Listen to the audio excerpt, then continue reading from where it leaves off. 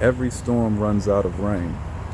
That's a quote from Maya Angelou. I think this is a incredibly poetic way of saying that the sun will shine again. And this is getting at the idea that no difficult time lasts forever.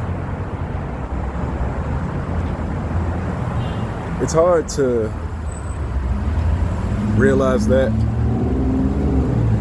when you're experiencing difficulty, especially extreme difficulty, whether it be physical or the physical ailment.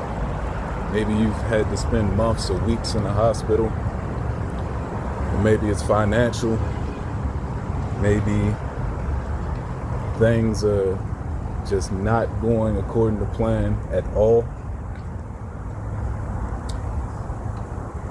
No matter what it may be, no storm lasts forever.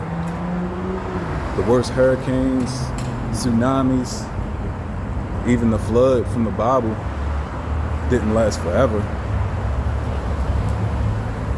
So I say that to say the sun will shine again. If you can't see it, if all you see is clouds, if all you see is darkness, just know that it won't be that way forever. There has to be some sort of positive opportunity that springs up eventually. There has to be some sort of flipping over or turning point, because that's just how this world works. Peace.